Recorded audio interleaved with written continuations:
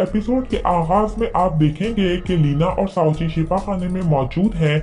इसी दौरान लीना साउची के जख्म पर दवा लगाते हुए गुस्से से उस्मान को कोसती है कि शर्म आनी चाहिए आपको उस्मान साहब, मेरे बेटे को दुश्मनों के हाथों में दे दिया, मेरे शौहर को हड्डी बना दिया।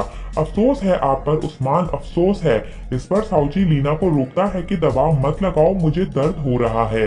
इस पर लीना कहती है दर्द कम हो जाएगा, कम हो जाएगा दर्द, फिक्र मत करें। इसी दौरान लीना साउची के जख्म पर पट्टी करते हुए भी ये कहती है मगर मेरे दिल का दर्द कम नहीं होगा। इतने में गजल खातून शिफा खाने में दाखिल होती है और लीना के पास आकर इसे आवाज देती है लीना।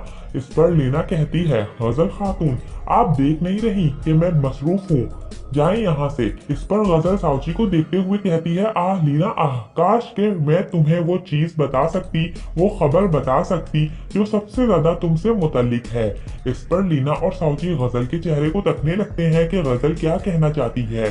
तो गजल कहती है उस्मान साहब के किले के जासूसों को मार दिया गया है। और बायोचा के बारे में कैसे बताऊं? इस पर साउची चिल्लाता है चच्ची बोलिए क्या बात है।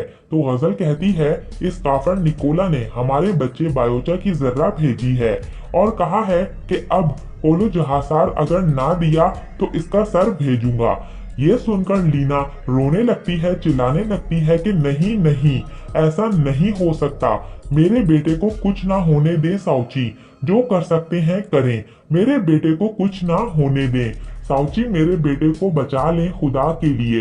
इस पर साउची लीना को तसल्ली देने की कोशिश करता है मगर लीना रोए जाती है और कहती है नहीं नहीं, मेरे बेटे को कुछ ना होने दें।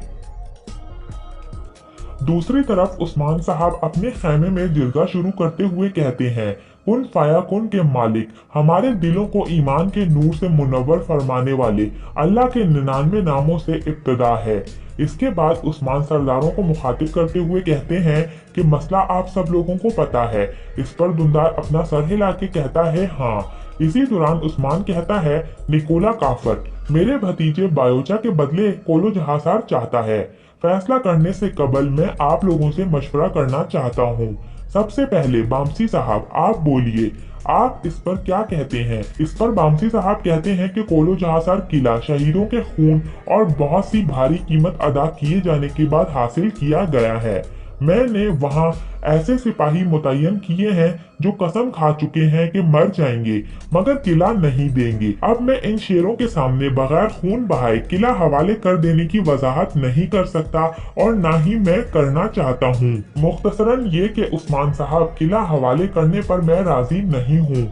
इस पर उस्मान गोंदूस से कहता है भाईजान आपकी क्या राय है? इस पर गोंदूस कहता है मेरा भतीजा मेरा भाई का बेटा मेरी जान की जान है मगर मामला मेरे भतीजे का नहीं बल्कि एक काई सरदार का है। इसे काफर के इंसाफ के हवाले करना जिल्लत है। हम मजबूर हो चुके हैं, कुछ नहीं कर सकते जानता हूँ। इसे बचाने के लिए अपनी जान तक दे सकता हूँ मगर उस्मान साहब आप भी जानते हैं कि वतन की मिट्टी मुकद्दस हवा हुआ करती है, किसी के लिए भी हम इसे नहीं छोड़ सकते। इसके बाद उस्मान दुंदार से पूछता है आप क्या कहते हैं चचा, क्या ख्याल है इस बारे में? इस पर दुंदार कहता है बायोचा मेरे पोते की तरह है मगर मैं इसकी खातिर किला हवाले नहीं कर सकता, ये बात तो हम सोच भी नहीं सकते। इस पर उस्मान दाऊद आगा की जानिब देखता है तो दाऊद आगा कहते हैं सरदार हिकमत का मालिक होता है, हिकमत का मालिक मालूमात का भी मालिक होता है और आखिर में बिल्कुल मुनासिब फैसला वो ही किया करता है। मुझे यकीन है कि वो बिल्कुल दुरुस्त फैसला करेंगे।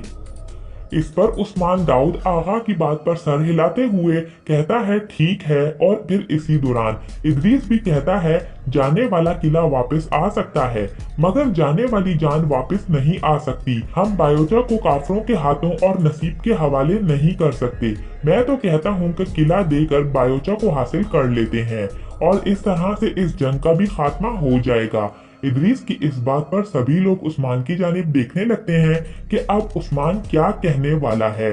इसी दौरान उस्मान सबकी बातें सुनकर अपनी बात शुरू करते हुए कहता है कि कोलो जहासार खाली करेंगे। इस फैसले पर बामसी बे और बाकी सब लोग हैरान रह जाते हैं कि ऐसा कैसे हो सकता है। दूसरी तरफ लीना अपने खेमे में बैठी खत लिख रही होती है कि मुझे माफ कर देना साउची, मैंने पहली नजर में तुम्हें दिल दिया और तुम मेरे दिल में उतर गए और आखिरी सांस तक मैं तुम्हें चाहती रहूंगी। अगर जुदाई का वक्त आ चुका है तो नाफरमानी हमें जेब नहीं देती। माँ का दिल है सब्र नहीं कर सकता। मैं अपने बेटे के पास जा रही हूँ। अगर हमारे बेटे की जान लेने की कोशिश की गई तो इसकी गर्दन पर गिरने वाली तलवार के आखिरी लम्हे तक मैं इसकी हिफाजत करना चाहती हूँ। सर्दी से बचाना चाहती हूँ। इसकी स्याह आंखों में आखिरी बार देखना चाहती हूँ। मैं तो बस यही कुछ कर सकती हूँ। मैं चाहती हूँ कि आपको अपनी इज्जत कितनी प्यारी है साउची, मगर बेफिक्र रहें। मगर मैं आपकी इज्जत पर हर्फ नहीं आने दूंगी साउची।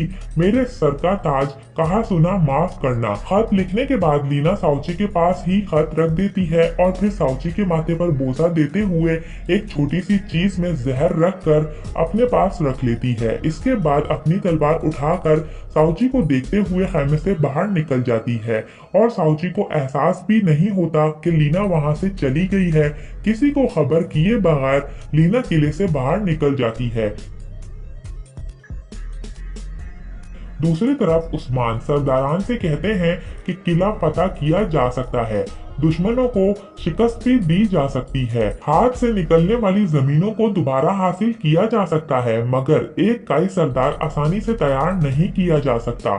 इस पर धुंधार और गोंदूज हैरानगी से एक दूसरे को देखने लगते हैं तो उस्मान बांसी साहब की आंखों में आंखें डालकर कहता है, किसी काई सरदार को दुश्मन के इंसाफ के भरोसे नहीं छोड़ा जा सकता। इस वजह से अपने भतीजे को मैं वापस लाऊंगा और किला हवाले करूंगा। यही मेरा फैसला है। इस पर बांसी साहब शदीद गुस्से में अपनी जगह से उठकर कहते हैं, उस्मान साहब, क्या मेरे कान कुछ गलत सुन रहे हैं या आप किला कोलो जहासार हवाले करने का कह रहे हैं?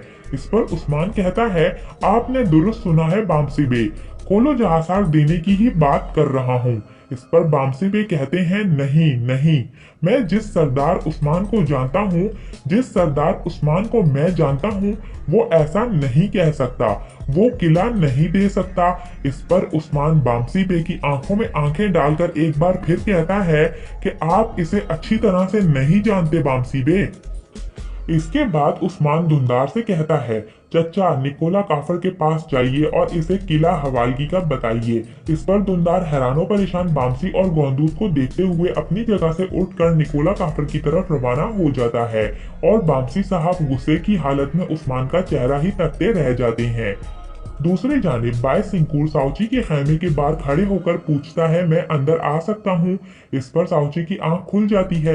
इसी दौरान बाय सिंगूर किसी की आवाज ना आने पर खैमे का दरवाजा खोलकर खैमे के अंदर आते हुए कहता है, हुजूर। इस पर साउची कहता है, आओ बाय सिंगूर। इस पर बाय सिंगूर साउची के पास आकर खड़ा हो जाता है तो साउची उठते हुए कहता है, लीना, लीना कहाँ है? इस पर बाय सिंगूर कहता है, पता नहीं जनाब, मैंने इन्हें नहीं देखा, लेकिन मैं आपके लिए दवाई लाया हूँ। ये कहकर बाय सिंगूर मेज पर दवाई रख देता है। इसी दौरान साउची की नजर पास पड़े मेज पर खत पर पड़ती है तो वो खत उठाकर पढ़ने लगता है और खत पढ़ने के बाद साउची कहता है, लीना नहीं नहीं, लीना किले नहीं जा सकती।